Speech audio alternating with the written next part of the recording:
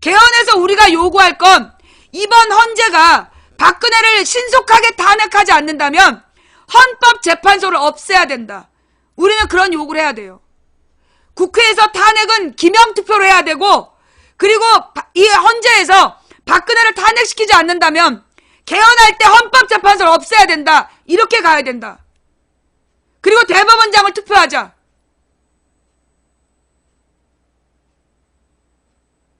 우리의 목표야. 지금 김무성이가 개헌을 던지고 그 안철수하고 손잡고 제3지대 가겠다. 김무성 박지원이가 내가 그랬잖아. 박지원 그럴 거라고.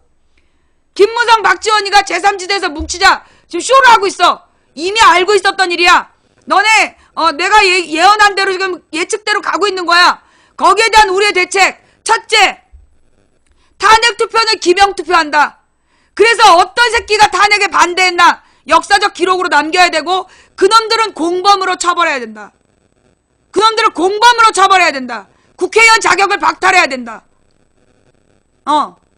그 다음 둘째, 헌법재판소에서 신속하게 탄핵을 가결하지 않는다면 개헌할 때 헌법재판소를 없애야 된다.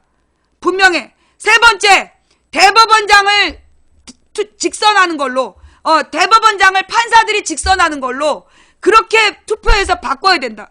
개헌할 때 대법원 직선제로, 판사 직선제. 전국의 모든 판사들이 대법원장을 직선하게끔 그렇게 법을 바꿔야 된다. 자, 그런다고 되겠습니까? 지금 최경환이가 그리고 또 중요한 얘기가 있어. 중요한 뉴스.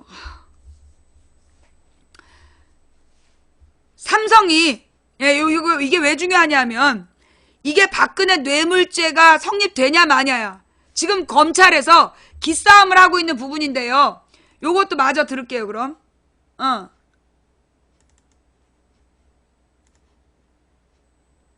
여러분, 지난해 삼성물산과 제일모직이 합병한 것 기억하시죠?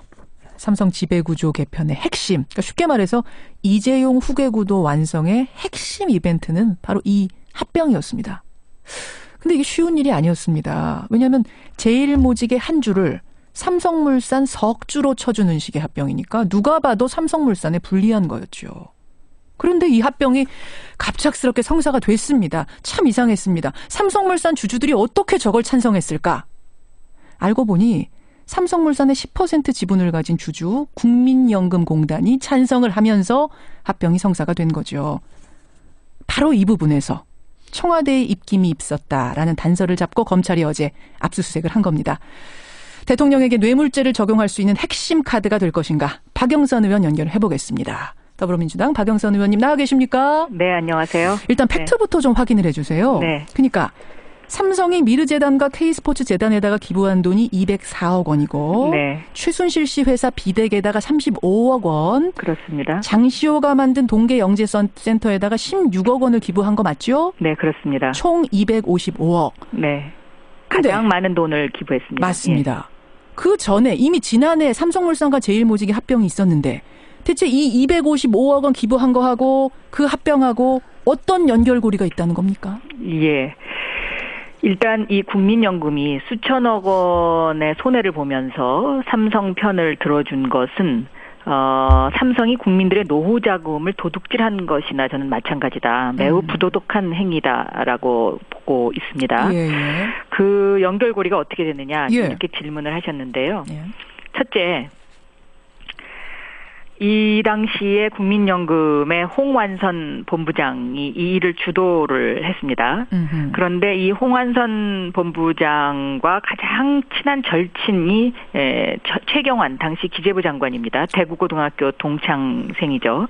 그래서 여러 가지 그 당시에 잡음이 굉장히 많이 있었습니다. 예. 두 번째는 절차적 정당성의 문제입니다. 그러니까 국민연금 기금운영본부가 그 외부 전문가들로 꾸며진 이렇게 민감한 사항은 외부 전문가들로 꾸며진 의결권 행사 전문위원회의 의결을 거치는 절차가 반드시 필요한데요. 예. 이를 건너뛰고 그냥 7월 10일 날 기금운용본부 투자위원회가 독자적으로 찬성표를 던져서 이제 합병안을 승인을 했죠. 그렇죠. 이것은 절차적 정당성에 문제가 있는 것이고요. 이러한 행위를 국민연금이 스스로 할 수가 있느냐. 이것은 외부 위에서의 압력이 있지 않았겠느냐라는 것이고요. 또 세 번째는 국민연금 의결권 전문위원회 증언에 따르면 예. 당시 문영표 보건복지부 장관이죠. 국민연금이 보건복지부 산하에 있으니까 그렇죠.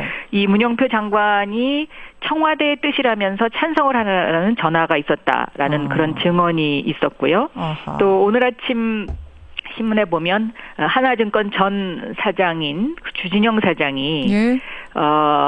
삼성으로부터 삼성 미래전략실로부터 찬성해달라는 압박 전화를 받았고 본인은 끝내 그 투자 회사로서 반대를 했는데 예. 그걸로 해서 사장직을 물러나게 됐다라는 그런 기사가 오늘 보도가 된 바가 있습니다. 그러니까 그 당시에도 좀 이상했잖아요. 도대체 삼성물산하고 제일모직 합병을 삼성물산 최대 주주인 엘리엇은 반대했죠. 그렇습니다. 소액 주주들도 당연히 반대했죠. 반대하죠. 근데 네. 국민연금공단이 뚱딴지같이 찬성표를 던진 거예요. 그때도 참 이상하다라는 얘기를 하긴 했는데 네. 이제 보니까 결국은 그러면은 삼성이 두 재단하고 최 씨 일가와 연결된 사업에다가 돈을 낸 대가로 국민연금공단 측에다가 청와대가 압력을 넣어주는 뭐 요런 연결고리를 이제 와서 보니 상상할 수 있게 됐다 이런 말씀이신 거죠? 그때도 굉장히 이상했습니다. 왜냐하면 이런 정황 말고도 삼성물산 주가가 조작됐다는 얘기도 있었거든요. 낮게 평가되도록 그랬었죠. 그런 얘기가 있었고요. 그리고 이제 그 현명관 그 전 삼성물산 회장이 2013년 12월에 마사회 회장에 취임을 하게 됩니다. 예. 그런데 이 2013년 12월 취임 당시에 민정실에서 이분의 개인적인 사생활을 이유로 해서 마사회 회장 취임이 적당치 않다라는 반대 의견을 냈음에도 불구하고 이 사람 한 사람을 꼭 봐줘야 된다라는 그런 위에서 오다가 있어서 현명관 전 삼성물산 회장이 마사회 회장으로 취임을 하게 되거든요. 예. 그런데 마사회 회장 취임 이후부터 그러니까 2013년 12월부터 이 정유라 씨와 관련된 여러 가지 연결고리가 나오기 시작하죠. 뭐 마방 사용 또 관리비 면제 특혜를 줬다 이런 정황들이 이제 나오기 시작하는데요. 이 삼성물산과 제일모직의 합병은 2015년 7월입니다. 그런데 7월 7일 날 이 이재용 부회장과 국민연금공단 그 홍한선 본부장 등이 비밀리에 만나죠. 비밀리에 만나고 7월 10일 날 이 국민연금이 찬성표를 던지면서 삼성물산과 제일모직이 합병을 하게 되는데요.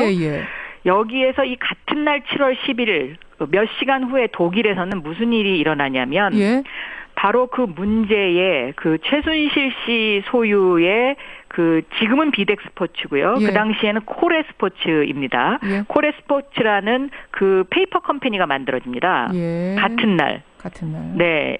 그러니까 이런 어떤 그 1차 그 연결고리를 쭉 보면 삼성은 이미 최순실 씨의 존재를 알았고 정유라 씨라는 그 승마와 관련된 연결고리를 통해서 이런 경영권 승계를 위한 그 여러 가지 로드맵을 그리고 있었다라고 생각이 되어집니다. 근데 독대를 대통령하고 이재용 부회장이 면담한 거는 7월 24일 합병 뒤거든요. 합병 이후죠. 그러면 합병을 하게 해주세요. 뭐 이런 민원을 했다면 합병 전에 했었어야 되는 거 아니에요? 만나서? 그 민원은 이미 이제 그 정부의 고위 관계자와 물밑 접촉을 통해서 그 홍한선 본부장을 통해서 다 이루어졌고요.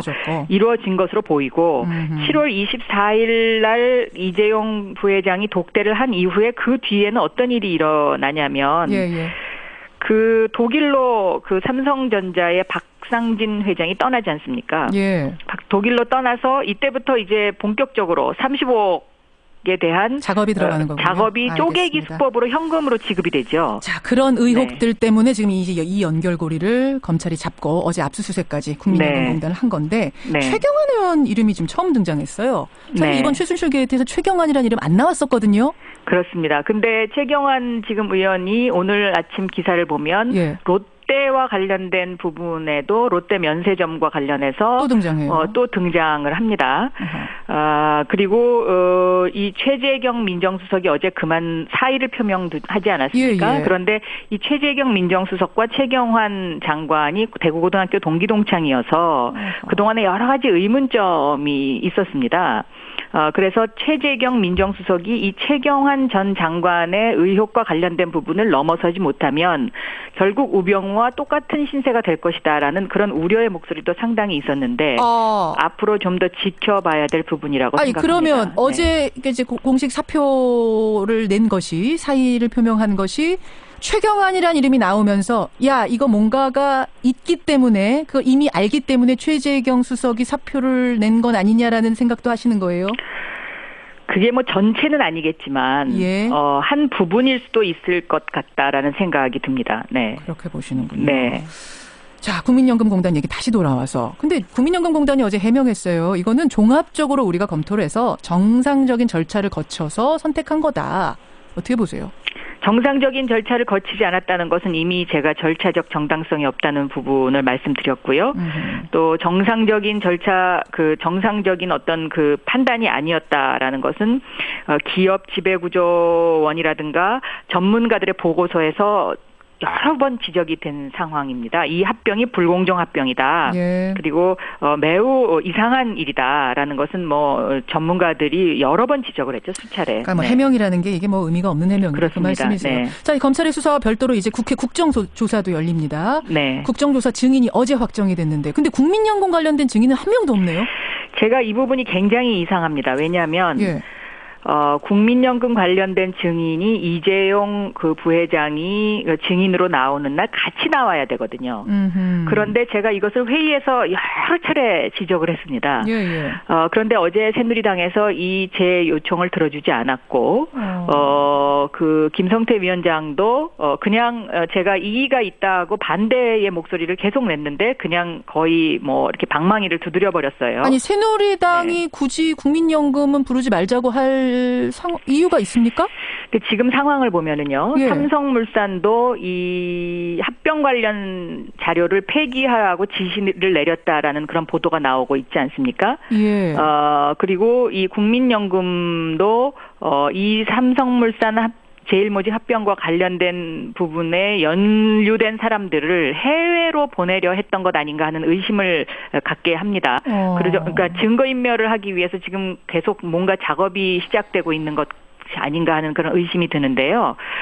어떻게 보면 삼성의 입장에서는 이 국민연금의 국민의 노후 자금을 훔친 이 사건, 이것이 가장 큰 아킬레스 건이라고 생각이 되고요.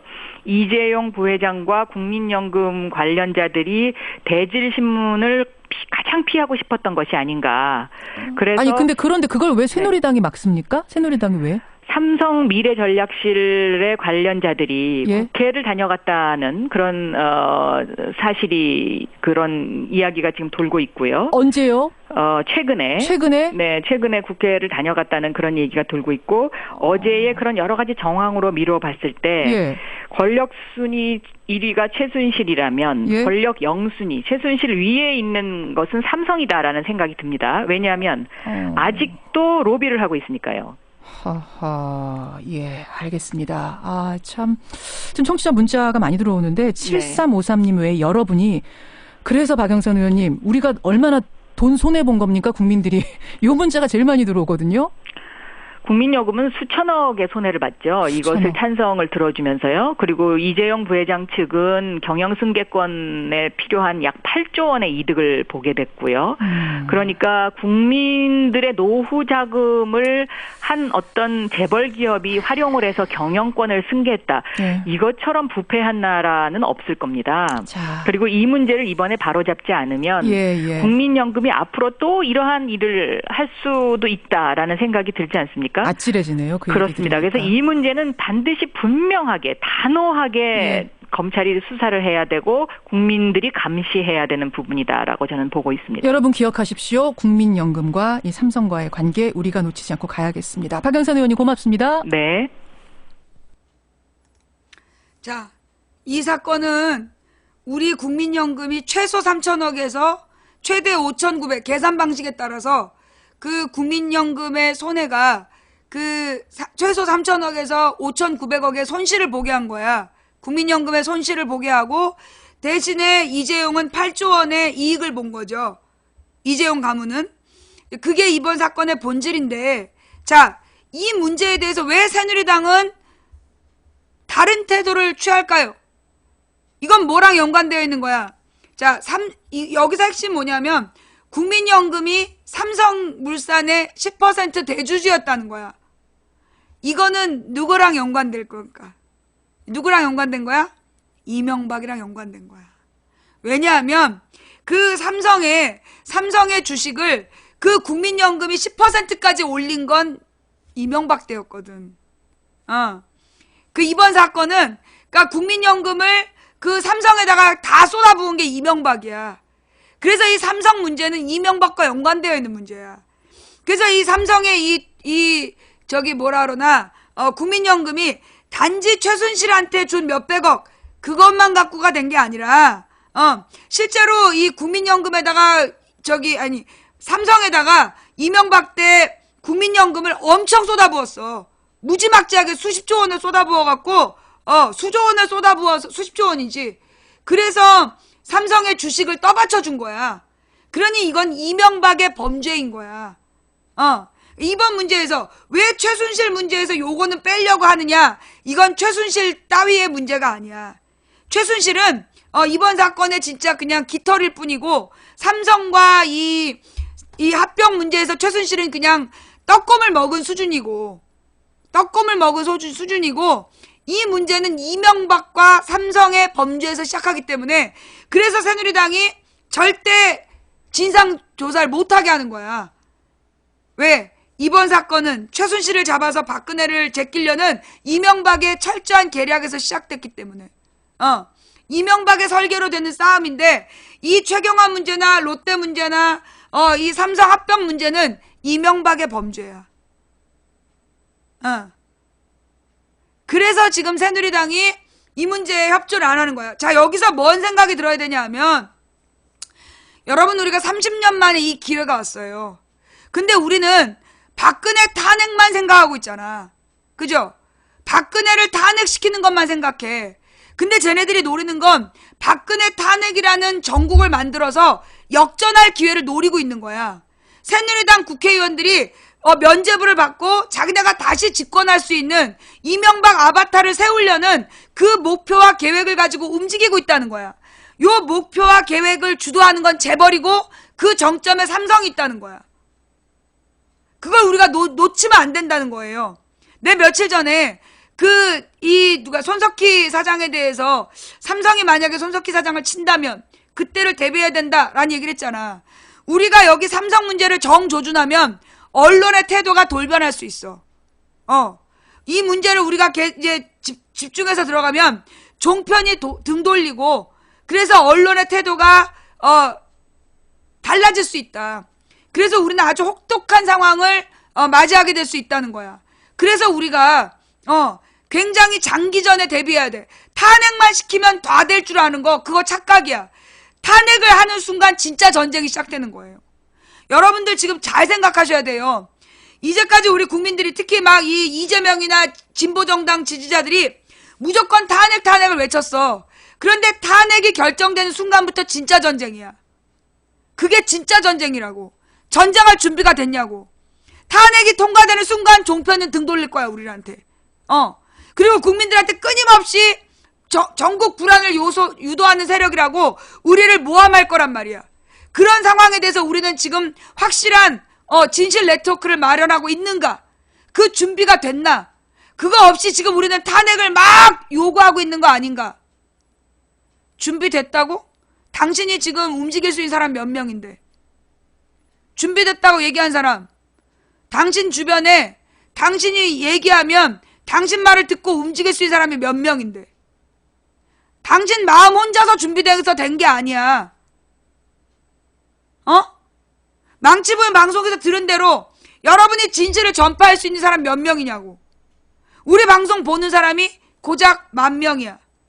그럼 여러분 한 명이 5,000명에게 영향을 미쳐야 그래야 5천만 명이 정신을 차리고 이 사건을 대비할 수 있는 거예요.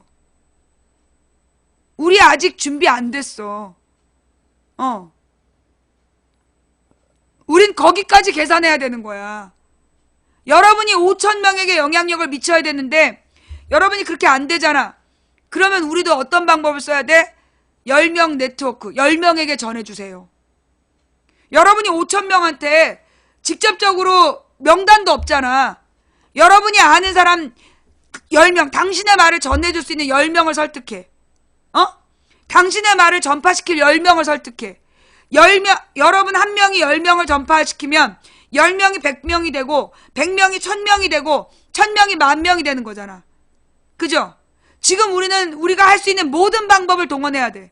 그래서 네트워크를 형성해야 돼. 그래서 종편이, 지금까지는 종편이 우리 편이야. 탄핵시키라고 막 유도해. 근데 탄핵된 순간 저 새끼들은 이명박 편으로 돌았을 거야. 이 이명박 편의 본색을 드러낼 거야. 그때부터 우리는 종편과 적이 돼서 싸워야 돼. 그러려면 우리는 뭘 해야 돼? 10명 네트워크를 만들어야 돼. 이게 쟤네가 이미 하고 있는 거야. 쟤네 쪽에서 지금 카톡 네트워크를 만들어서 돌리고 있는 것처럼 여러분이 10명, 지금부터 이 상황을 알려나가야 돼. 이 사건의 본질은 이명박과 박근혜의 주도권 싸움이고 다음 대선에서 이명박 아바타를 세우려는 거다. 그래서 이 모든 일을 지금 진행하고 있는 거다. 근데 우리가 탄핵을 하는 순간 종편과 저놈들이 우리의 적이 될 거다. 그리고 어쩌면 손석희 사장도 쳐버릴 수 있어. 지금 왜냐면 온 국민이, 여러분 저녁 때 나가봐요. 전부 손석희 뉴스 봐. 그지? 전부 손석희 뉴스를 봐. 그러면 쟤네들이 이 싸움에서 이기려면 반드시 제일 먼저 처단해야 되는 게 손석희 사장이야. 그리고 우리가 삼성을 건드리면 삼성에서 손석희 사장을 손댈 수밖에 없어. 손석희 사장이 없어진다면 과연 우리는 어떤 네트워크가 있냐. 그러니까 탄핵의 시기를 빨리 앞당기라고 주장할 게 아니라 우리는 지금 탄핵 전에 종편을 이길 수 있는 네트워크를 만들어야 되는 거야. 뭔 말인지 알겠어요? 예? 탄핵 결정 전에 우리의 5단계 네트워크를 만들어야 된다고. 10명, 100명, 1000명, 10,000명. 망치 부인으로부터 10,000명에게 전달되는 데까지 4단계를 거치는 그걸 여러분이 형성하셔야 된다고. 그래서 우리가 그 네트워크를 만들고 종편이 우리로부터 등 돌렸을 때 진실을 전하는 우리의 네트워크망으로 이 싸움을 해가야 돼요. 우리는 이제까지 가본 적 없는 길을 가야 돼. 우리는 지금까지 가본 적 없는 길을 가는 거예요. 가본 적 없는 길을 가야 되고 이 길에서 우리가 반드시 이긴다라는 보장은 없어요. 예, 우리가 반드시 이긴다는 보장은 없어. 그러나 우리가 반드시 진다는 보장도 없어요. 우리가 어떻게 하느냐에 따라서, 우리가 390일 동안 어떻게 싸우느냐에 따라서 내년 이 12월 20일에 우리는 승리자가 될 수도 있고 패배자가 될 수도 있어요. 그래서 우리는 지금 장기항전을 준비해야 되는 거야. 그 4단계 네트워크를 만들기 위해서 지금부터 노력하세요. 여러분이 10명만 설득하면 돼. 그리고 그 10명한테 10명을 설득하라 그러세요. 그렇게 10명씩 설득하면 우리가 세상을 바꿀 수 있어요. 물론 우리가 실패할 수도 있습니다. 우리가 정말 이 마음을 모으지 못해서 실패할 수도 있어요. 그러나 아직 싸움은 결정되지 않았어요. 이 끝이 어떻게 될지는 아무도 몰라. 이 끝이 어떤 결론이 내려질지는 아무도 모릅니다. 정말로 이기기 어려운 싸움이죠. 어느 날 쟤네들이 등을 돌렸을 때, 우리로부터 완전히 종편이 등을 돌렸을 때, 그리고 갑자기 손석희 사장을 방송 못하게 막아버렸을 때 이기기 어려운 싸움이죠. 그러나 우리에게는 뭐가 있다. 우리에게는 마음이 있다. 예. 중지동천을 기억하세요. 중지동천. 무리가 모여서 뜻을 모으면, 무리가 모여서 뜻을 모으면 하늘을 움직일 수 있다. 쟤네들은 이제 다음 단계는 뭐냐? 대선 후보별 탄핵을 딱 시작한 다음에 야권 후보별 왜 이재명을 띄우냐면 이재명 지지자인 척하면서 대선 후보들을 공격해 들어가려고. 그래서 대선 후보들을 분열시키는 거야. 후보 지지자별로 분열시키는 게 쟤네들의 작전이야. 우리 이제까지 여러 번 얘기해왔잖아. 그지? 쟤네들이 지금 마지막 수는 대선 후보별로 잘라내는 거다. 분열시키는 거다. 그래서 우리가 절대 흩어지면 안 된다. 중지 동천을 해야 된다. 중지가 되지 않으면 동천할 수 없어요. 기억나죠? 야권 분열을 주도할 거다. 그리고 이 박지원이 준비된 양다리를 걸칠 거고, 그래서 국민의당과 더민주가 갈라지게 되고, 그러면 이 정의당은 어떻게든지 더민주 지지자들을 빼와야 되니까 또 이 더민주와 국민의당 사이에서 양다리를 놓을 거고, 그리고 이 더민주는 등치가 큰 데다가 추미애와 무능한 지도자들 때문에 제때 움직이지 못할 거고, 그래서 아주 지금부터 우리가 겪을 상황은 매우 어려워질 거라는 거야. 쉬운 게 하나도 없는 상황이야. 여러분 그거 알고 탄핵 얘기한 거예요? 여러분 그거 알고 탄핵 얘기한 거냐고. 거기까지 생각도 못했지. 탄핵만 하면 이 싸움이 끝나는 줄 알고 아니야. 탄핵이 시작이야. 진짜 싸움의 시작이야. 길고 긴 너무 어려운 싸움의 시작이야. 정말로 이기기 어려운 싸움이야. 그래도 해볼 거야? 그래도 할 자신 있냐고. 어차피 우리는 갈 만한 길로 가는 게 아니라 가야 할 길로 가는 거잖아. 우리는 지금 이길 수 있는 싸움을 하는 게 아니라 이겨야 하는 싸움을 하는 거잖아. 이기기 어려운 싸움에서 지지 않는 단 하나의 방법은 싸움을 포기하지 않는 것이다. 그러니 우린 장기전을 버텨야 돼. 더 버티는 쪽이 이기는 거야. 그걸 분명히 알아야 돼요. 한 사람이 꾸는 꿈은 꿈일 뿐이지만 100인이 꾸고 만인이 꾸면 현실이 된다. 된다고 믿든 안 된다고 믿든 당신의 믿음대로 될 거다. 중지 동천, 무리가 모여 뜻을 모으면 하늘을 움직일 수 있다. 인간의 가치는 그가 품고 있는 희망의 질량에 비례한다. 누군가 과거에 포기해서 오늘 우리의 절망이 싹텄다면 오늘 우리가 포기하지 않으면 내일의 역사를 바꿀 수 있다. 그게 지금 우리가 가져야 될 자세라고 봅니다. 여러분, 탄핵은 끝이 아니라 진짜 싸움의 시작입니다. 종편도 우리에게 등을 돌릴 거고, 우리 언론이 모두 우리의 적이 돼서 우리를 공격할 때 우리는 이 5단계 네트워크로 살아남아야 돼요. 오늘부터 10명을 설득하세요. 오늘부터 10명씩 설득해서 10,000명으로 연결되는 네트워크를 만들어냅시다. 그래야 이 싸움을 이길 수 있어요. 5천만 중에 90%가 동의하고 있는 박근혜 탄핵, 박근혜 하야, 그 뒤를 준비해야 돼요. 어려운 길일 겁니다. 그동안 이 탄핵 이후에 얼마나 나를 죽이려고 하겠어. 무수한 욕을 먹겠죠. 피하지 않을 겁니다. 욕 먹는 걸 두려워하지 않을 거예요. 칼 맞는 것도 두려워하지 않을 거예요. 그러나 난 죽지 않을 겁니다. 하나님께서 나를 살리셔서 이 위험하고 어려운 싸움을 끝까지 지켜보게 하실 거라고 저는 믿습니다. 여러분을 떠나지 않을 테니 여러분도 떠나지 마십시오. 절대 지치지 마세요. 엄살 피우지 마세요. 우리가 함께 가지 않으면 이 싸움은 지는 싸움입니다. 뭉쳐있는 부대는 깰 수 없다. 잊지 마세요. 저도 먼저 달려나가지 않을 테니까 여러분도 조급하게 대열을 이탈하지 마세요. 이 싸움은 너희들이 싸우는 게 아니라 여호와께서 싸우는 것이다. 너희는 대열을 이루고 서서 그가 어떻게 싸우는지 보라. 이게 작년 9월 이 모든 싸움이 시작되는 날 하나님이 주신 말씀입니다. 여러분이 불자라면 정말로 마음에 기도하세요. 여러분이 다른 종교를 갖고 있다면 정말 여러분의 신께 기도해 보세요. 그 기도에 응답하실 수 있는 분은 하나님밖에 없지만 어쨌거나 우리는 하나님의 의지해서 이길 수밖에 없어요. 하나님이 아니면 누가 우리를 이기게 해줄 수 있을까요? 그래서 저는 하나님을 믿어요. 저는 이 길을 갈 겁니다. 저를 무슨 예수쟁이니 뭐 망실이니 비웃고 조롱해도 상관없어요. 그런 거에 신경 쓸 여유가 없어. 이제부터 진짜 싸움을 준비할 겁니다.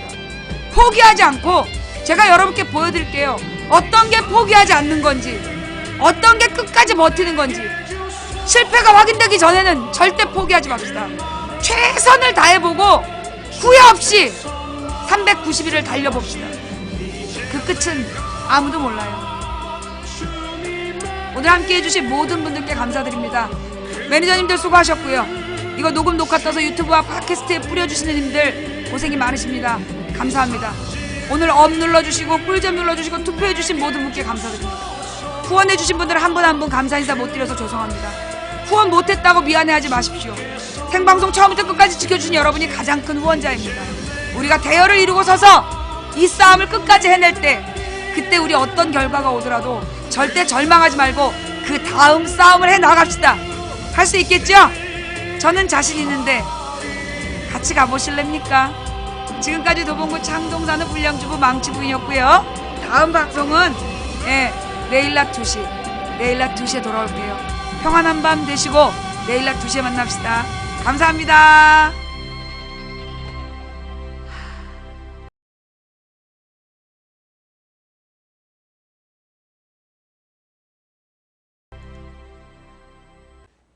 여러분 지금 무슨 일이 벌어지고 있는 건지 아셨어요? 그동안 이런 일이 있어서 망치 부인이 그렇게 탄핵에 대해서 최대한 탄핵을 막아보려고, 탄핵 정국을 안 가려고 그랬던 거예요. 근데 이제 우리는 어쩔 수 없이 탄핵 정국으로 가는 겁니다. 예. 자, 끝까지 한번 가봅시다. 어떤 끝이 오는지. 자, 지금부터 제 방송 틀어드릴 테니까요. 예, 중계방에 계신 님들 얼릴게요. 본방으로 오세요.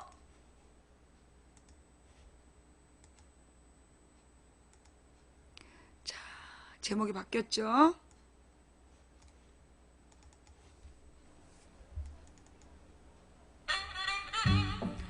어서오세요, 어서오세요. 서울 도봉구 창동 사는 불량주부 망치부인이 보내드리고 있는 생방송 시사수다방에 오신 것을 환영합니다. 반갑습니다. 감사합니다. 어서 들어오세요. 네, 어서오세요, 어서오세요. 예. 자, 반갑습니다. 감사합니다. 예.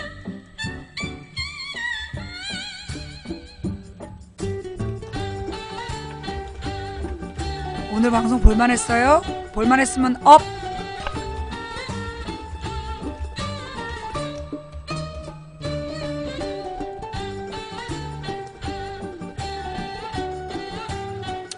어서오세요, 어서오세요. 망치부인입니다.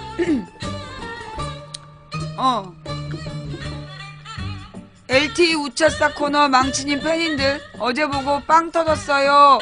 왜요? LTE 우차싸 LTE 코너에서 무슨 얘기가 나왔는데?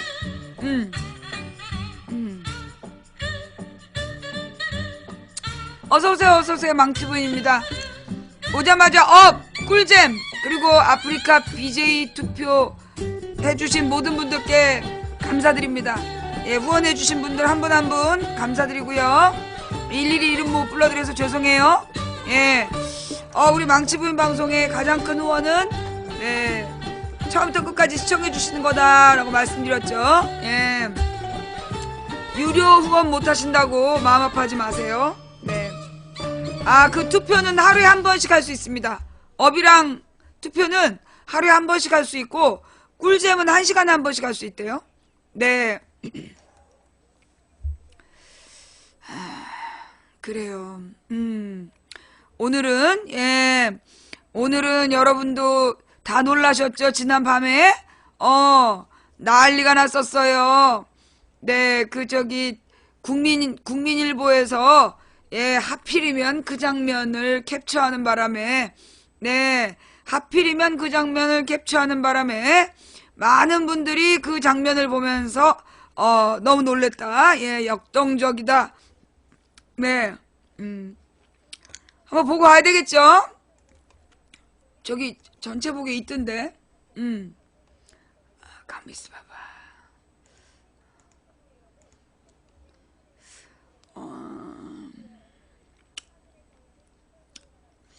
어딘가 있었는데.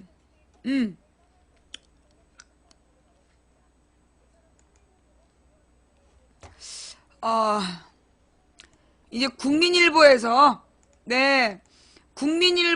이제 이 화면을, 국민일보에서 이 화면을 캡처를 뜬 거야. 이때가 아마 혹시 이명박에게 욕하던 순간 아니었을까? 예. 이거를 캡처를 떠가지고 이제 그 보도를 했더라고요.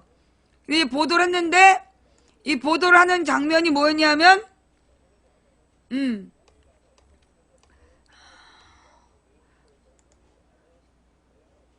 예. 그러니까 이제 오늘 국민일보의 메인 화면이 이렇게 생겼던 거야. 예. 그 이제 이 최순실의 이 째려보는 사진이 나오고 바로 밑에 이제 현장 못 간 샤이 촛불 수백만 먹방 대신 집밖 본다. 이렇게 나오면서 망치부인을 째려보는 최순실 덤벼라 망치부인 이렇게 또 이걸 또 이렇게 해석한 사람들이 또 있었어요. 아, 이거 난처해가지고 말이에요. 예. 근데 이제 이 사진을, 이 기사를 딱 누르고 들어가면 이제 아까 그 장면이 나오는 거야. 그래요. 미안합니다. 밤새 무리를 일으켜서 미안해요. 깜짝 놀랐죠? 예.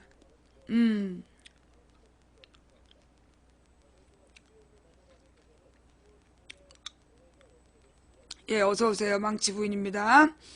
네. 그래요. 이렇게 당황스러울 때가 있어. 원치 않지만, 우리의 본의 아니게 이렇게 일이 풀려나갈 때가 있어요. 네. 아유, 지금 막 난리가 났네. 잠깐만. 뭐라고 지금 막, 그 문자도 들어오고, 아유, 문자가 내가 쪼맣게 확인했는데 무슨, 그새 또 13개가 들어왔어. 어, 어,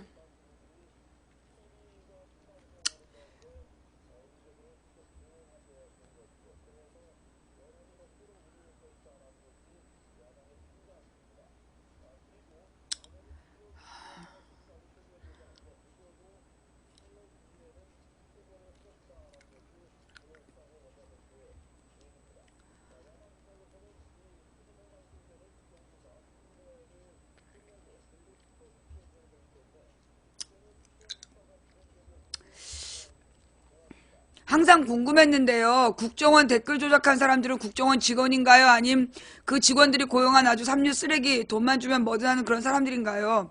왜 제가 이런 질문을 하냐면요. 주위 사람들과 얘기해 볼 때 어떻게 그렇게까지 진실이 아닌 그런 거짓 집단들 말을 잘 따라줄 수 있을까 상식적으로 이해가 안 되고 다들 설마 그렇게까지가 가능할까 합니다. 그래도 몇 명은 양심 고백을 하는 사람들이 나와야 되는 거 아닌지, 그리고 이명박의 언론들을 도대체 어떻게 그렇게 휘두를 수 있는지, 어떤 방법으로 자기가 원하는 대로 누굴 띄우고 가는고가 가능한지, 저희 같은 상식적인 사람들이 이해할 수 있게 그들의 방법을 설명해 주십사 합니다. 국정원 직원이죠. 망치 부인 가족에게 악플을 달고 특히 우리 어린 딸에게 그런 개 잡소를 한 게 국정원 직원이었잖아요. 예. 예, 국정원 직원과 그 밑에 있는 하수인들이 별 다르지 않아요. 비슷한 수준이에요. 네. 그들이 어떻게 우리 국민을 속이느냐. 이제까지 방송에 여러 번 한 것 같은데 다시 한번 해드릴게요. 어, 안녕하세요 망치님. 별거 아닐 수도 있지만 알려드리고 싶어서요. 사촌 동생이 10여 년 전에 음악 활동하다가 알게 된 동생인데요. 음악 한답시고 하는 일 없이 빈둥거렸던 동생이었는데 얼마 전에 댓글 요원이라면서 필리핀으로 간다고 했답니다. 그럼 수고하십시오. 잘 때도 틀어놓고 아들과 방송 잘 듣고 있습니다. 건강 조심하셔요. 요즘에 얘네들이 해외 IP로 댓글 달러 가나봐. 무의당 장혜순의 노자 이야기인데 제가 도교 이야기라고 했어요? 예. 네. 노자 이야기, 노자 이야기.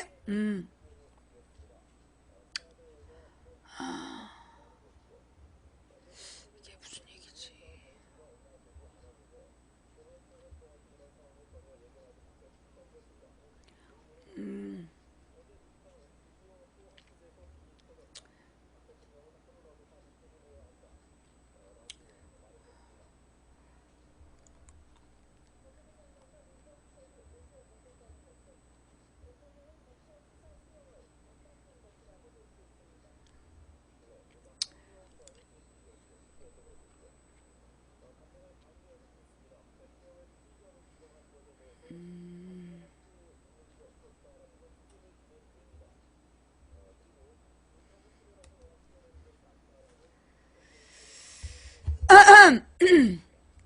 아유, 저한테 문자를 주실 때는 생방송 이전에, 적어도 1시 이전에 주시는 게 좋아요. 생방송 중에 들어온 건 내가 못 봐. 예. 지금 이제 YTN을 감시 중이기 때문에, 예. 하루 종일 저것들이 거짓말 하기 때문에, 예. 그래도 이 연합뉴스보다 낫더라고. 어쨌거나 그래서 이제 쟤네들의 종편의 작전이 뭔지 감시하느라고 틀어놔요. 네. 일단, 네, 저는 TV조선 한 번도 본 적 없어요. TV조선하고 채널A는 아예 TV를 처음에 사면 삭제하기 때문에, 본 적이 없어요. SNS로 퍼져나간, 이게 또 먼저 나온 거죠? 예, 그래요. 자, 오늘은 우리 망치 부인에 대한 보도부터, 근데 이건 내가 나온 거니까, 내가 나온 부분이니까 이거 가지고 막 나한테 무슨 저작권이니 뭐니 시비 걸진 않겠지? 어제 네 번째 촛불 집회에는 주최 측 추산 96만 명, 경찰 추산 26만 명이 참가한 것으로 집계됐는데요. 같은 시간 인터넷 방송을 보며 간접적으로 참여한 참가자들 역시 많았습니다. 그 현장을 남재현 기자가 취재했습니다. 세 번째에 이어 네 번째 집회에서도 주최 측 추산으로 전국에서 100만 명에 가까운 인원이 참가했습니다.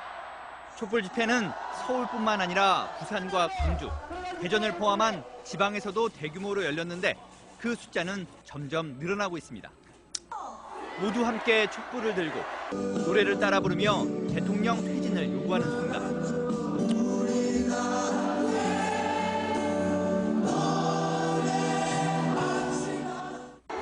이 장면을 가장 빨리 전한 건 SNS를 이용한 1인 미디어들이었습니다. 스마트폰을 들고 생방송 버튼만 누르면 누구나 쉽게 자신의 목소리를 담아 중계방송을 할 수 있습니다. 이 자리에 이게 오지 못하는 사람들을 위해서 조금이라도 더 제 할 일을 다 한다고 생각을 해서 1인 미디어가 주목하는 건 주류 언론사에서 놓치기 쉬운 집회 주변의 이야기들입니다. 자그마한 사건들이나 집회 이런 것들이 이제 동료 시민들에게 알려지는 차이가 있는 거죠. 실제로 수십만 명이 모인 집회 현장 곳곳의 소식을 기존 매체가 아니라 1인 방송을 통해 보고 듣는 사람들이 있었습니다. 촛불 집회가 열리는 시간 한 인터넷 방송 동시 접속자 수는 5천 명이 넘었고 8시간 누적 접속자 수는 16만 7천 명에 달했습니다. 또 집회에 나가본 경험이 없는 분들도 많아요. 평화롭게 하는 걸 보고 자신들이 참여할 수 있겠구나라는 마음을 느낄 수 있게 해주는 것 같아요. 촛불 집회를 주최하는 비상국민행동은 오는 26일 5번째 촛불 집회에선 참가자가 최소 150만 명을 넘어설 것으로 내다봤습니다. MBC 뉴스 남재현입니다. 우리 남재현 기자님께서 정말 좋은 취지의 기사를 내셨는데, 네, 이름을 고문했어.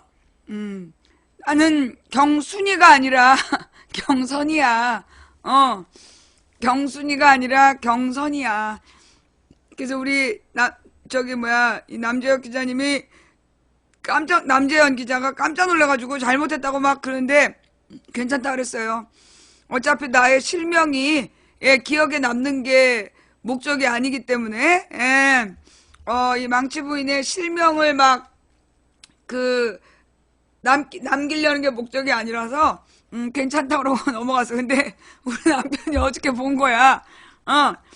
우리 남편이 이제 MBC 이 뉴스가 일요일 날 나온 건데, 어저께 본 거야. 근데, 이경순! 밤에 난리가 났어. 참으라고 괜찮다고. 어떻게 이름을 바꾸냐고. 네, 여러분 괜찮습니다. 남재현 기자님을 괴롭히지 마세요. 네, 그래도 저렇게 열심히 우리 촛불의 소식을 전하려고 애쓴 기자님이니까 미워하지 말아주시고요. 그다음에 이제 또 국민일보에서 이 국민일보에서 현장 못 간 샤이 촛불 수백만 먹방 대신 집방 본다 이렇게 또 기사가 난 거예요. 네, 그 기사도 한번 찾아볼까요? 예, 샤이 촛불 집방. 이런 얘기는 지금 처음 들은 것 같은데?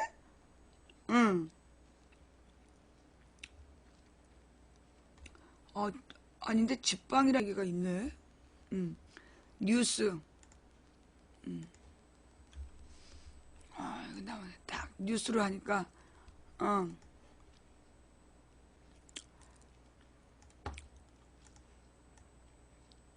현장 못 간 샤이 촛불 수백만, 먹방 대신 집방 본다.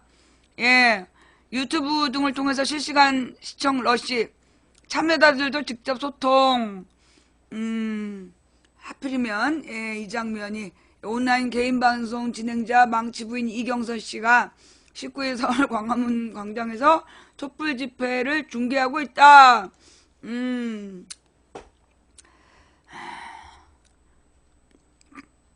7시간 방송했는데 사진이 이게 나갔어요. 예. 아마도 그런 장면이 아니었을까. 예. 하여튼 대학생 김모 씨는 매주 토요일 열리는 촛불 집회에 갈 수 없다.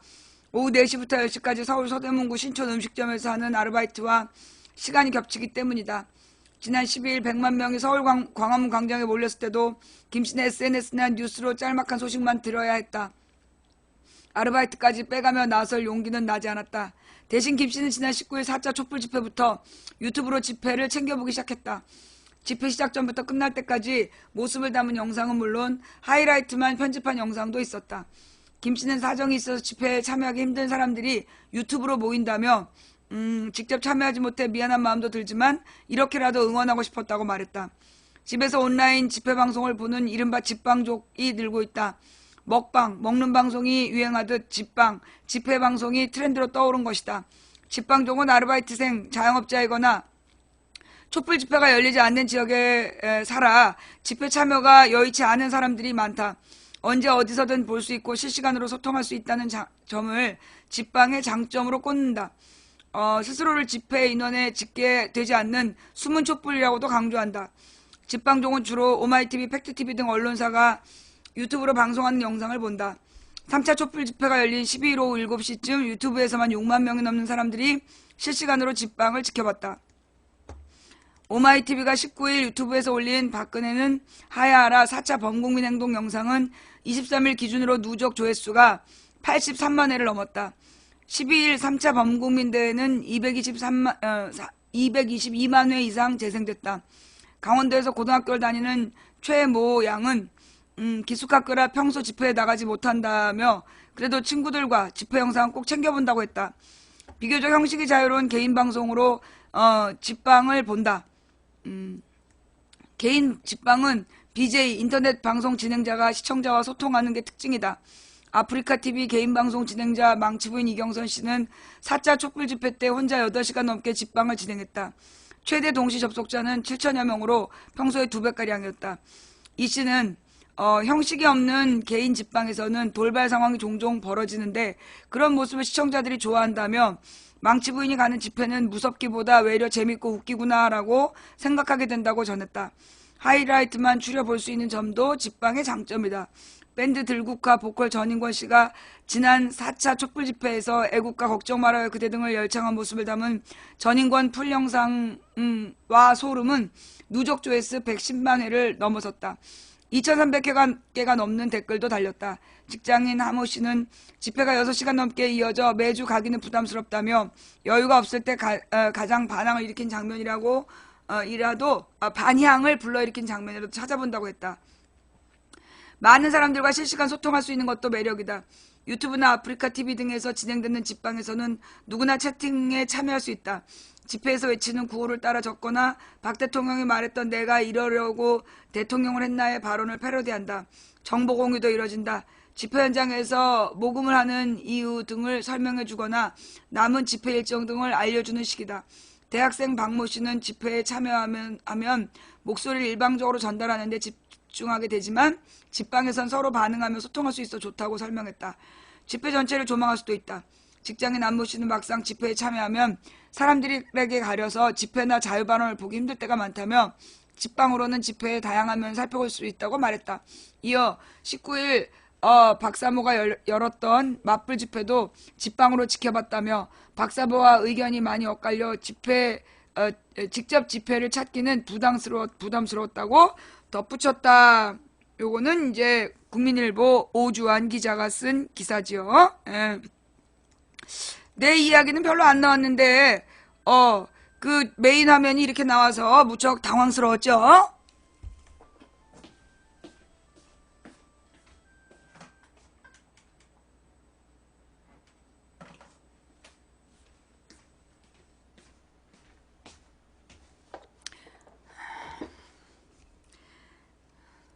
그래요. 오늘 인트로는 별로 말 많이 안 하고도 여러분을 웃겨드릴 수 있어서 참 뿌듯하네요. 예. 단지 사진 한 장으로, 사진 한 장으로 여러분을 이렇게 웃겨드릴 수 있다는 것에 자부심을 느낍니다. 이걸 그 국민일보에서 내 방송을 이렇게 쭉 보다가 이렇게 캡처한 거래요. 네. 이 장면이 가장 인상 깊었나 보죠. 네. 근데 요 내용이 이제 SBS의 모닝와이드에 나왔다는 거잖아요. 그죠? 예, SBS 모닝와이드에 이 장면이 바로 나가면서 우리 시청자들이 아침에 난리가 났어. 밥 먹다가 숟가락 깨물었어요부터 해가지고 깜짝들 놀란 거죠. 그러니까는 일요일 저녁 때 MBC에 나오고 어저께 국민일보 기사가 나오고 오늘 아침에 SBS 그 모닝와이드에 잠깐 나왔어요. 뭐가 나왔냐면 이 사진이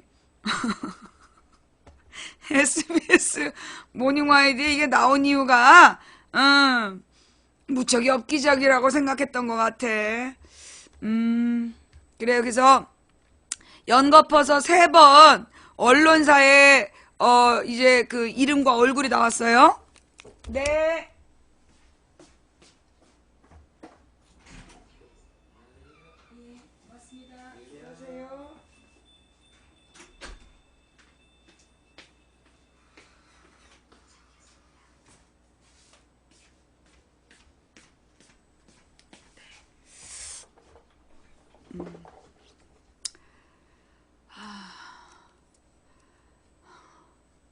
그러니까 이런 현상이 2011년에도 있었어요.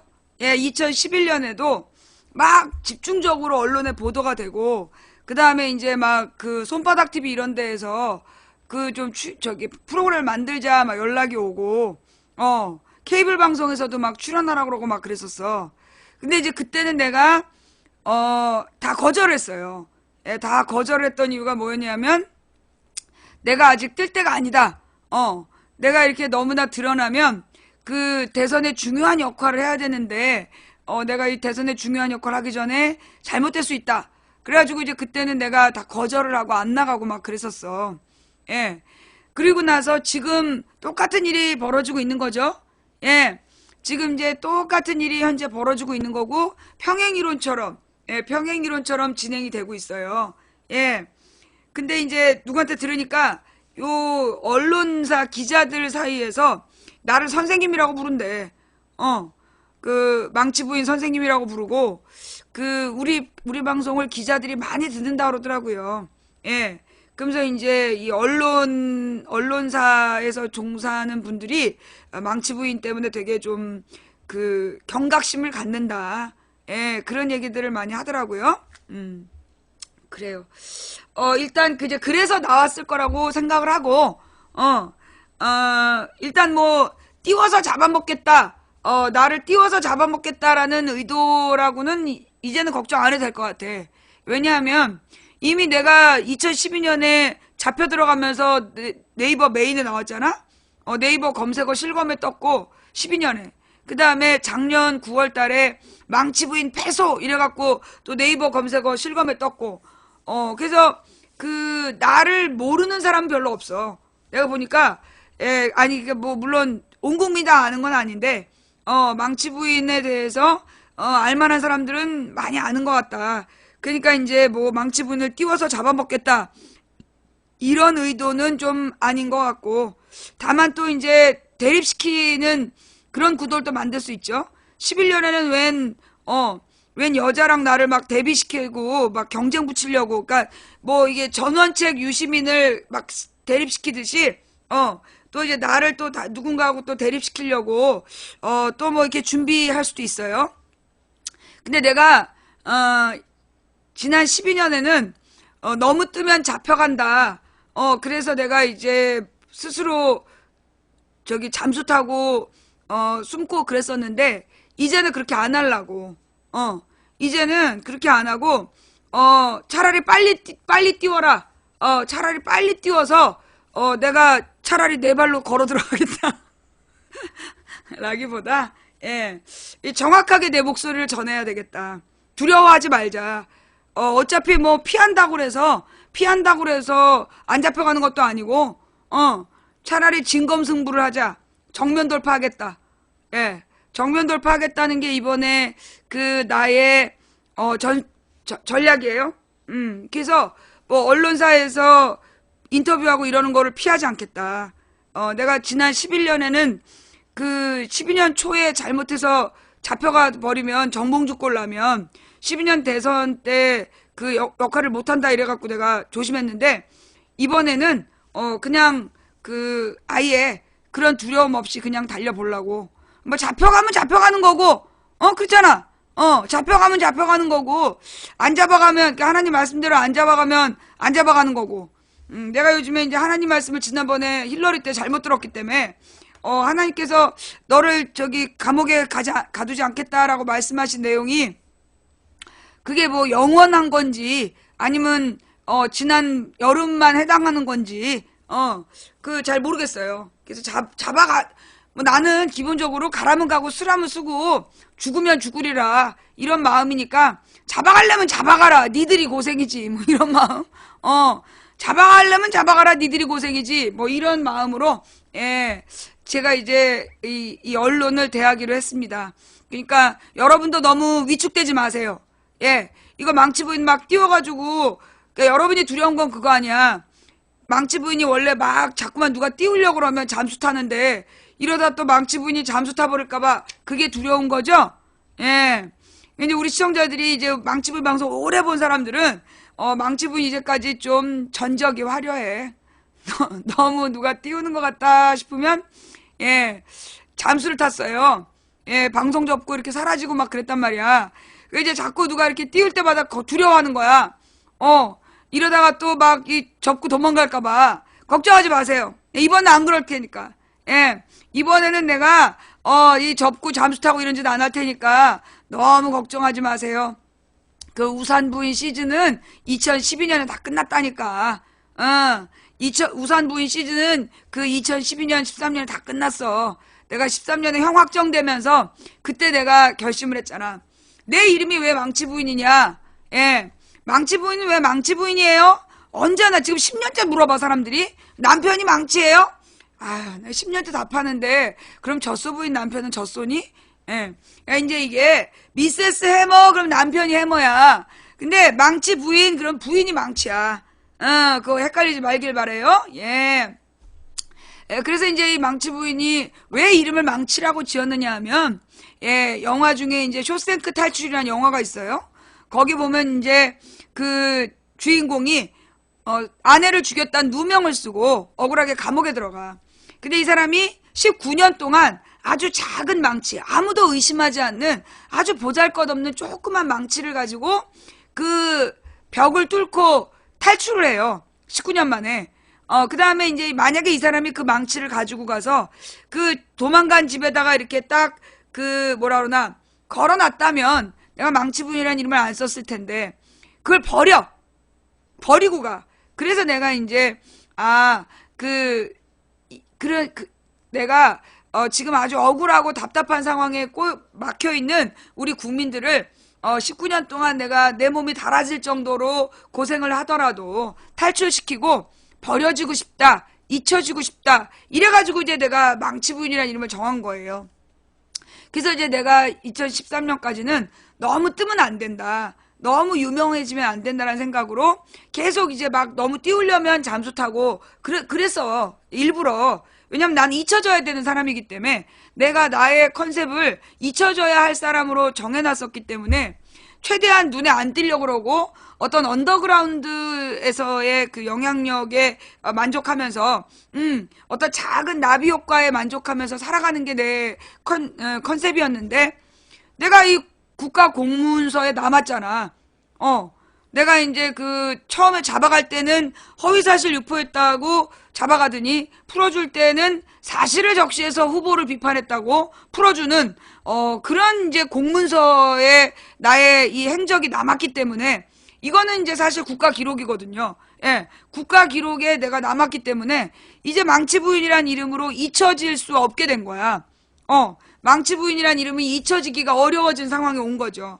만약에 이제 세상이 좋아져서 모두들 행복해서 더 이상 시사 문제에 관심을 안 가져도 될 때, 그때는 이제 망치부인이란 이름을 버려도 되겠지만, 제가 그래서 이제 정했어요. 감옥 갔다 나오면서 정한 게 뭐냐면, 나는 이제 공문서에 이름이 남았다. 망치부인이라는 이름이 남았기 때문에, 내가 지금 다짐하는 건, 내가 원래는 이제 망치부인으로 살다 잊혀지는 게 꿈이었지만, 앞으로는 내가 영원히 망치부인으로만 살겠다. 다른 말로 망치부인 활동을 통해서 뭐 무슨 방송에 진출하거나 지상파나 케이블 방송에 진출하거나 망치부인 이름을 팔아서 무슨 출마를 한다든가 그런 짓 하지 않고 언제나 언더그라운드 인터넷 방송인 망치부인으로 나는 내 삶을 살아가겠다. 그러다가 모두들 행복한 서민이 돼서 더 이상 정권을 비판하고 감시하지 않아도 되는 세상이 오면 얼굴에 점 찍고 장작부인으로 바뀌기로 했다. 예, 장작부인으로 이렇게 변신을 해서 그래서 그때는 장작부인의 불타는 밤, 행복한 부부생활의 비결 뭐 이런 거. 그래서 이제 하루 종일 신랑이랑 밭에도 가고 논에도 가고 그리고 고기 잡으러 가고 이 낮 동안에 고기 잡아갖고 와갖고 저녁 때 마당에 숯불 피워놓고 투닥투닥 그러면서 고기 구워 먹는 그런 방송을 하는 거. 그게 이제 망치부인의 비전이야. 불타는 장작부인이 아니라 장작부인의 불타는 밤. 불타는 장작부인은 내가 홀라당 타버리지. 너 앞뒤가 바뀌면 너 결과가 얼마나 처참해진지 알아? 생각을 좀 하고 말하란 말이야. 장작부인의 불타는 밤. 불타는 장작부인이 아니라 너 진짜 왜 그래? 내 진짜 이상한 애야 진짜. 릴렉스. 하마터면 나 마음에 상처받을 뻔했다 너. 예. 그래서 장작부인의 불타는 밤. 그래서 부부 생활 이야기, 또 자녀 키우는 이야기, 일상생활 속에서 고민 이야기 뭐 이런 것들을 풀어가는 그런 그 인생 수다방을 하는 게 망치부인의 비전이에요. 미래 계획. 그래서 이 망치부인이 영원히 망치부인으로 살다가 더 이상 아무도 망치부인이 필요 없을 때, 그때 내가 이제 그 뭐라 그러나 그때 내가 장작부인이 돼서 19금 방송을 한번 해보고 싶다. 내 꿈이야. 여러분들도 그때까지 죽지 않고 살아서 우리가 이렇게 즐거운 그 19금 방송을 해야 돼. 알았지? 그때까지 살아남아야 해. 그리고 나는 하도 욕을 많이 먹어서 한 200살까지 살 것 같아. 내가 요즘에 막 과로하잖아. 빨리 죽으려고. 한 120살 이상은 안 살았으면 좋겠어. 200살까지 살면 너무 기억해야 될 게 많을 것 같아. 지금 이제 사실 어렸을 때는 1년이 그렇게 길더니 점점 이제 나이가 들어서 한 20대, 30대 때는 1년이 금방 가더라고. 그러더니 이제 40대가 되니까 이게 작년 일인가 재작년 일인가 뭐 한 4, 5년이 헷갈려. 4, 5년 전 일인데 금방 엊그저께 일 같고, 그러니까 치매가 걸리나 봐. 그러니까 이 치매가 걸려. 이게 아주 옛날 일도 바로 엊그제 같이 그게 이게 치매 증상인가 싶기도 하고. 이 200살이 되면 얼마나 기가 막히겠어. 그래서 내가 120살 안에 죽자. 내 목표야. 120살 이상은 좀 무리다. 그 안에 죽자. 그래서 내가 지금 과로하는 중이야. 빨리 과로해갖고 120살에 죽으려고. 걱정하지 마세요. 옛날에 그 문용식 사장이 그런 얘기를 했어. 문용식 사장이 뭐라 그랬냐면, 그러니까 시간이 나이가 들수록 1년이 짧아지는 이유가 뭐냐. 갓 태어난 아이에게 1년은, 1살짜리 애에게 1년은 전생인 거야. 일생. 인생 전체. 근데, 2살짜리에게는 일생의 반이고, 3살짜리에게는 3분의 1이고, 20살에게는 20분의 1이고, 50세에게는 50분의 1이기 때문에 점점 1년이 짧아지는 거다. 그 말이 맞는 것 같아요. 예. 그래서 그 말이 되게 맞는 거라는 생각이 많이 들고, 그래서 이제 우리가 이렇게 살아가다 보면 세월이 그렇게 상대적으로 느껴지지 않겠어요? 예. 이제 지금 우리 젊은 친구들이 막 이 촛불 시위에 흥분해가지고 막 이번에 뭔가 이룰 수 있다 막 이러면서 막 이렇게 과도하게 집착하는 걸 보면, 에휴, 그래, 나도 20살 때 그랬어. 이런 생각이 많이 들어요. 예, 나도 20살 때는 정말 이대로 밀어붙여 혁명을 해야 된다, 뭐 이런 생각을 했었으니까. 그래서 옛날에 그런 말이 있었어. 20살 때 혁명을 이야기하지 않으면, 그거 좀 모자란 사람이고, 근데 40살에도 혁명을 이야기하면 그 또한 모자란 사람이다. 이게 무슨 얘기냐면 젊었을 때는 막 자기가 가진 게 없기 때문에 가진 사람들로부터 내가 뺏으려면 사회 체제를 바꿔야 된다. 그래서 개혁을 이야기하고 혁명을 이야기하지만 사람이 이제 40살 정도 되면 그래도 뭔가 자기에게 맞는 일을 통해서 어떤 자기 것을 갖게 되거든. 그러니까 이제 40살 정도 되면 그때는 개혁을 하고 혁명을 하기보다는 조금씩 개선해 나가는 조금씩 개선해 나가길 바라지 혁명을 바라지 않게 된다는 거죠. 그래서 이제 이 보수라는 그 개념은 좀 나이가 들고 뭔가 이렇게 사회적으로 가진 게 있는 사람들은 보수적인 성향이 나타나게 되고 아무것도 없고 뭔가 결정되지 않은 사람들은 매일 게 없으니까 모든 걸 다 바꾸고 진일보해야 된다라는 진보 세력일 수밖에 없다. 그래서 어떻게 보면 지금의 이 젊은 친구들의 어떤 고민, 젊은 친구들의 이런 도전, 이런 것들을 우리가 인정해줘야 된다. 왜냐하면 이제 사실 나이가 들면 나이가 점점 들어갈수록 귀찮아지거든. 나이가 점점 들면 귀찮아지는데 젊은 사람들은 끊임없이 뭔가를 개혁해야 된다고 얘기를 해. 그러면 아유 너도 살아봐라. 그게 쉬운 줄 아니? 이런 마음이 든단 말이에요. 근데 만약에 젊은이들이 근데 요즘에 바로 그런 때인 것 같아.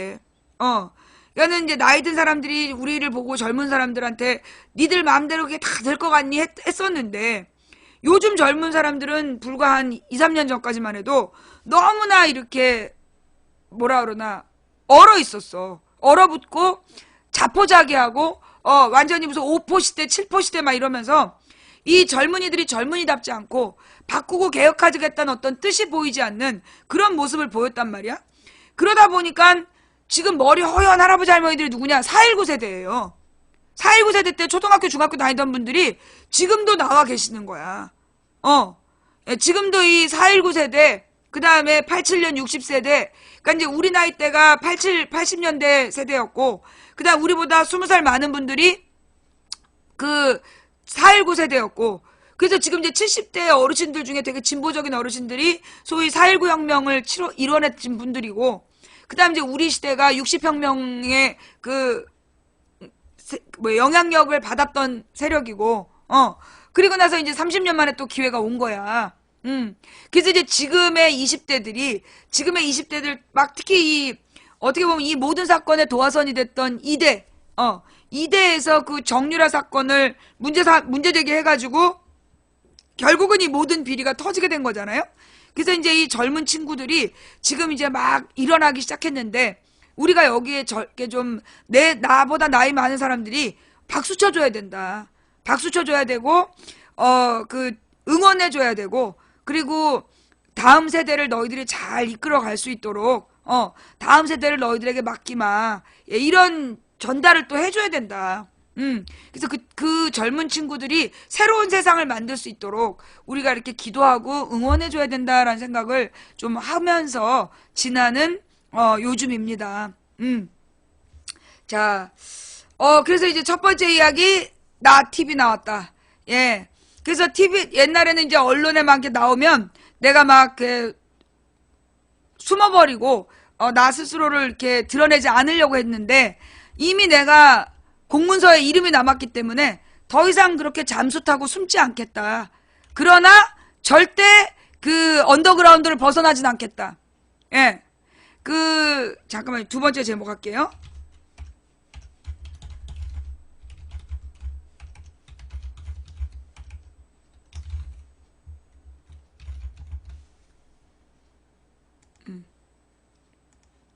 네. 이제 두 번째 이야기로 넘어가서, 내가 절대 오프라인상으로 가지 않겠다. 여러분, 영화 매트릭스라는 영화 아세요? 나는 그 영화를 전체를 다 보지 못했어. 너무나 영화가 우울하고 막, 서로 전쟁하고 이런 내용들이 싫어가지고, 나는 그 매트릭스의 첫 부분밖에 안 봤어. 첫 회밖에 안 봤는데, 거기 보면 이제 뭐가 나오냐면, 이제, 모피어스가 나오죠? 예. 모피어스가 나오고, 레온가 레온가 남자 주인공이 있고, 그 다음에 이제 이 모피어스라는 흑인이, 이 사람한테, 네오에게 진실을 알려주고, 전사가 되게끔 이끌어주는 사람이잖아. 그죠? 예. 그리고 이제, 그 많은 사람들이 내가 아프리카에 나타났을 때, 망치 부인은 네오입니까? 모피어스입니까? 이런 얘기를 많이 했어요. 예. 나한테, 당신은 모피어스냐 네오냐 그런 얘기를 많이 물어봤어.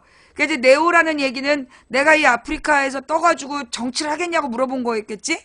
아니면 모피어스가 돼서 킹메이커가 되고 싶으냐 그걸 물었던 것 같아. 그때 내가 뭐라고 대답했는지 알아요? 나는 오라클이야. 예, 나는 오라클이야. 나는 네오도 아니고 모피어스도 아니고 진짜를 구분해내는 진짜가 누구인지를 구분해내는, 그게 내 역할이다. 라고 얘기를 한 적이 있어요.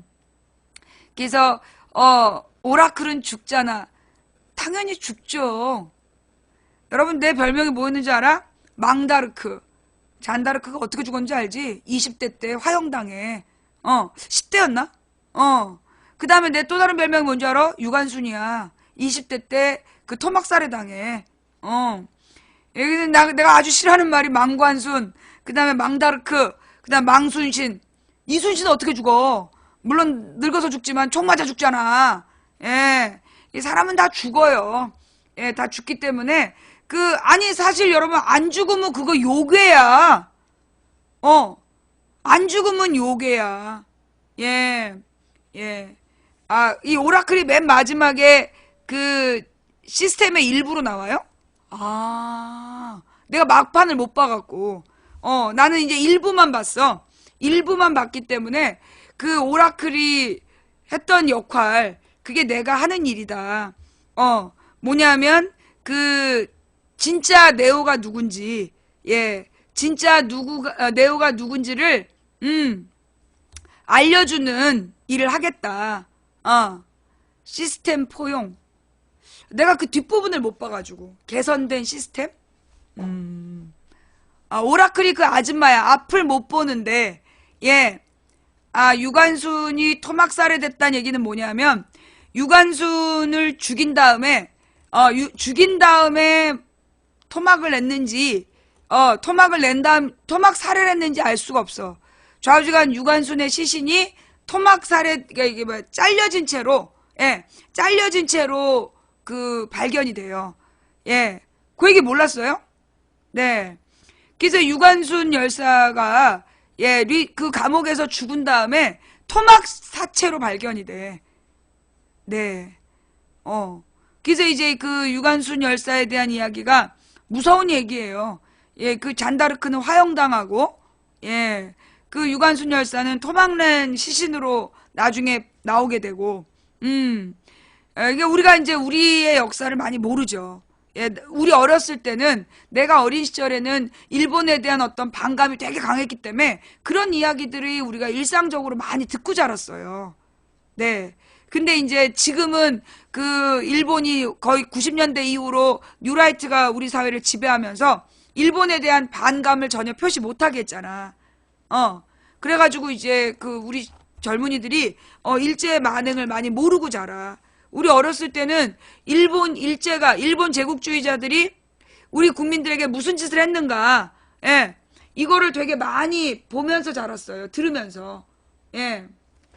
자, 중계방이 또 생겼으니까.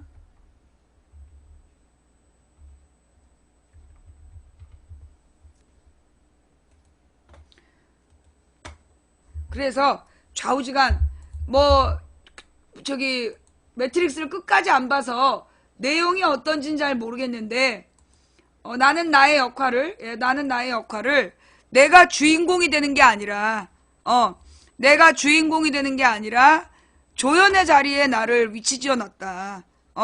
그래서 중요한 건 누가 진짜냐를 밝혀내는 그게 내가 맡은 사명이라고 본다.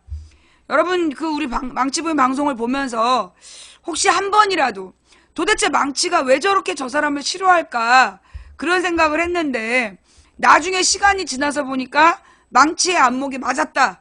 그랬던 적이 있었던 사람 손. 망치 부인을 오래 봤는데 예, 망치 부인을 오래 봤는데 이 망치 부인이 막 누군가를 막 미워하고 저 사람은 아니라고 막 그럴 때 왜 저럴까 해서 잘 몰랐는데 시간이 지나고 보니까 그게 맞았더라. 이런 경험들이 있잖아. 그러니까 이제 내가 그런 역할을 하려고 나는 이 땅에 존재한다고 봐요. 예. 제가 우리 망치부인 방송을 하고 있는 이유도 사실은 그런 거야. 예. 그러니까 이제 많은 사람들이 사실은 그 언론이 만들어낸 환상. 예. 이 언론이 환상을 만들어내는 건 언제부터였냐? 예.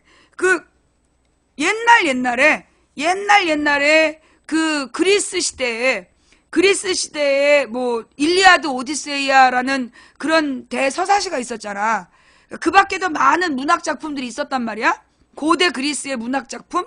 그 고대 그리스의 문학 작품의 특징이 뭐냐 하면 결국은 권력을 미화하는 거야. 독재자를 미화하는 거. 독재자를 미화하는 내용의 연극을 날마다 시민들에게 보여줬다니까.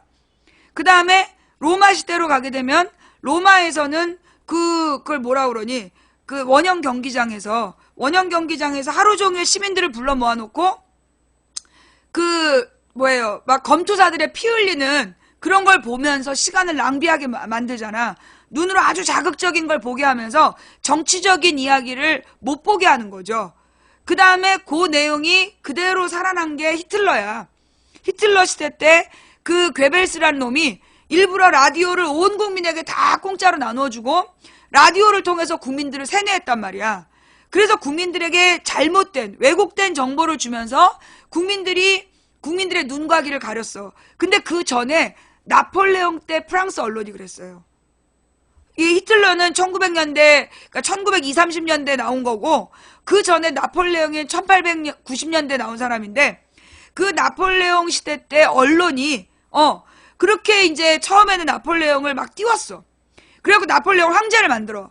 근데 나폴레옹이 황제가 된 다음에 이웃 나라들을 막 침략을 하고 그러면서 너무 무리하게 국고를 낭비하고 그러다가 나폴레옹이 망해. 그래가지고 이제 감옥에 갇혀. 저 이제 유배가 돼. 그러니까 이제 막 유배가 될 때는 막 욕을 했어. 근데 얘가 탈출을 해. 탈출해갖고 다시 파리로 돌아와. 그냥 파리로 돌아오기 전에 막 언론이 막 그 또 나폴레옹을 영웅으로 만들어. 그러다가 결국 나폴레옹이 진압당하고 그의 시대는 영원히 끝나게 되는데 그때 그 프랑스 언론의 모습.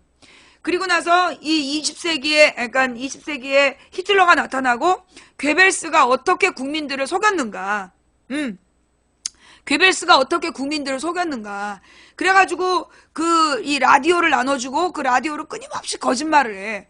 그래서 그 거짓말로 국민들을 세뇌시킨 거야. 그 방법을 그대로 따라한 게 누구냐 하면 모택동. 예. 중국의 모택동이 그 방법을 따라해요. 그래가지고 자기가 막 일반 그 농민들하고 중국의 농민들하고 노동자들하고 막 분임 토론하고 막 그 농업에 대해서 이야기하는 것처럼 집단 농장이나 공장을 방문해서 막 사람들이랑 막 토론하는 모습을 사진으로 막 찍어서 표현을 했어요. 그래갖고 그 신문을 본 중국 인민들이 모택동을 너무 좋아한 거야. 그래서 지금도 천안문에 모택동의 사진이 걸려 있는 거야. 그걸 그대로 김일성도 따라하고 박정희가 흉내를 낸 거야. 예. 이승만은 그걸 못했고 박정희하고 김일성은 그 모택동의 방법, 히틀러와 모택동의 방법을 따라한 거야. 그래갖고 김일성을 우상화하고 박정희를 우상화하는데 그 방법을 그대로 쓴 거예요. 근데 실제로 우리나라에서는 아직도 박정희가 경제를 발전시킨 줄 아는 사람들이 많아. 그게 왜 그러냐면 박정희가 막 그 시대에 소위 대한뉴스라는 그 당시에는요 텔레비전이 많지 않았어요. 박정희 집권 때까지 TV가 그렇게 많지 않았어. 그래서 어떻게 했냐면 영화관이 있었어. 근데 이 영화관이 개봉관은 뭐 비쌌어. 개봉관은 비싼데 그러니까 그때 2류 극장이 있고 3류 극장이 있고 그런 극장이 없는 시골에서는 천막극장이 있었어요. 그래갖고 면소재지 옆에 공터에다 천막극장을 만들어 놓고 거기서 영화를 상영한 거야. 그러니까 그게 전부 다 사실은 그게 일부러 통치수단이었던 거야. 목적이 뭐냐면 대한뉴스를 보게 하려고. 그러니까 이 시골의 천막극장이나 서울 변두리의 삼류극장에서는 영화를 3편씩 동시에 해주고 막 그랬어. 3편씩 동시에 해주고 막 그러면서 그런 영화를, 그리고 꼭 야한 영화가 들어가고 그랬었어, 그 당시에. 그 이유가 뭐냐면 그렇게 야한 영화를 보러 오게끔 해놓고 대한뉴스를 보여준 거야.